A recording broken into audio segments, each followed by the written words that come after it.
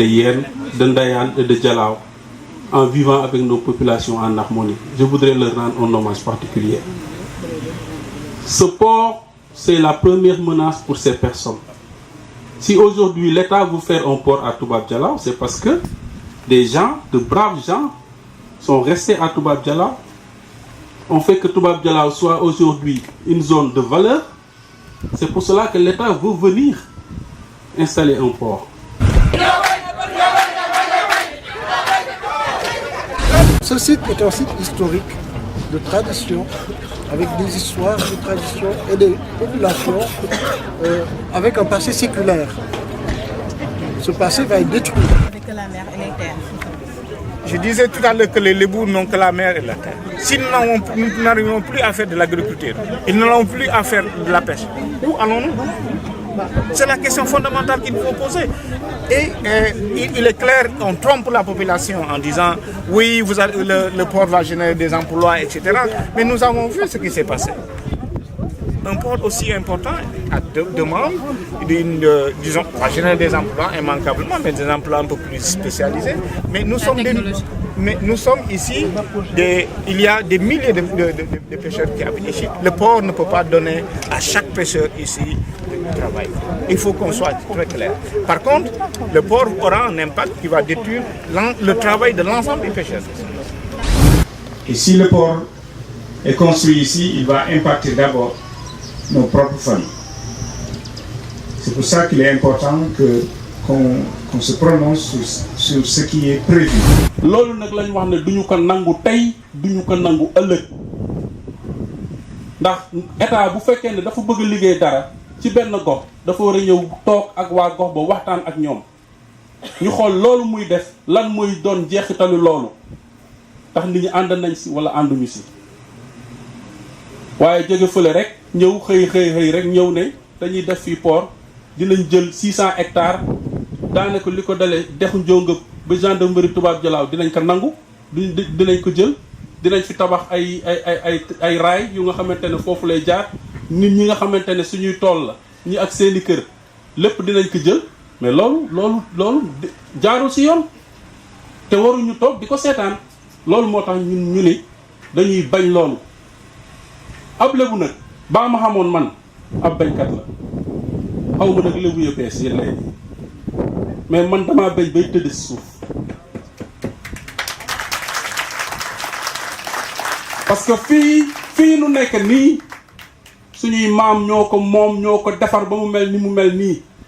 ñu jox ko suñuy bàyyi man bay naa fii ba tàyyi fii Kamba Mbul Xeexaa Njóngëb bay naa fi ba tàyyi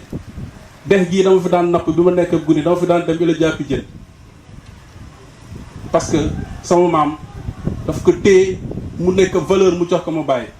mu bàyyi ikkati ko jox ma ko ba ma ko mën lee jox ma doom bon man li ma doon matuma ko est-ce que mat ngeen li ngeen doon yéen bu fekkee ne matu leen li ngeen doon di ngeen taxaw nangu port am fi ñu jaxase ñu mais ku mat lu mu doon na tàllal loo xam ne man mat naa li ma doon.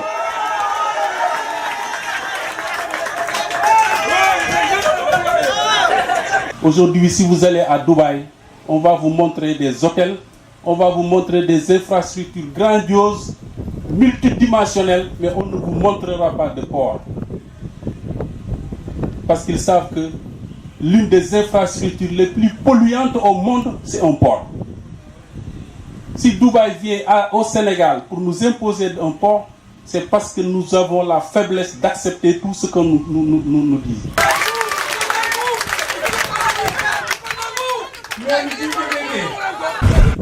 dafa am ay doomu Sénégal yu nekkul bitim réew jël ay gaal dem yàlla suturaal leen ñu am fa dara jël alal boobu ñu am bitim réew andi ko fii tabax fi ay hôtel macha allah ñooñu tey dégg ngeen seen kàddu ñooñu tey dañoo jaaxle. Mais ça, ce ne serait pas le développement. Je ne partagerai pas les biens de mon établissement. Et c'est pour partager les biens de mon établissement que de me dire mais comme des jeunes ici présents quoi, pour ce qui concerne l'implantation du projet. malgré nag projet bi am na ay attentes ak ay inquiétudes mais bon on voit que les menaces dépassent largement en valeur que les attentes quoi parce que tout simplement projet bu ñu ko fi defee c'est-à-dire mooy port bu ñu ko fi defee loolu noonu day gàllankoor doomu aadama yi parce que tout simplement loolu bu ñu ko fi defee mooy dëgg bi dafay jógee te ñun tubaab jaay la ñu am waaw tubaab jaay la ñu am port bi une fois ñu def ko fi d'ici 2 décennies donc tubaab jaay n'existera plus. tey dañu ñëwoon fii pour waxtaan def réunion information générale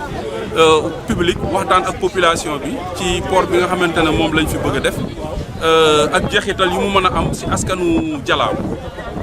port bi nag ni ñu ko gisee ak këyit yi nga xamante ne moom la ñu gëstu ak aussi experts yi ñu fi woo ñu ñëw waxtaan ak askan wi wane nañ ni am na ay yàqu-yàqu yu bari yu nga xamante ne li fi port bi nekk dina am ci dëkk bi géej gi dina avancer parce que dañuy gas ci géej gi dinañ jël fii première phase 600 hectares dinañ jëlaat deuxième phase 1200 hectares dinañ jëlaat 1800 hectares donc ci gàttal géej gi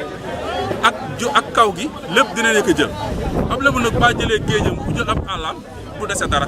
loolu moo tax ñun ñu ñëw taxaw xeex wax ne lii ñu bëgg a def d'accord ñu ci di sàkku di ñaan ñu ubbi ci waxtaan ak askan wi bu ko defee askan wi bu ñu ci waxtaanee ku nekk dina xam li ci baax ak li ci bon nga mën a jël décision bu nga xam ne mooy décision bii gën ci askan wi yëpp loolu daal mooy woon tey suñu waxtaan suñu xeex ñuy ñaan yàlla aussi population Jalaaw yëpp ñëw fekkee li nga xam ne moom la ñuy wax xam lan la ñuy wax pour ku nekk mën ci wax sa xalaat loolu daal lañ moo ñu fi indi woon tey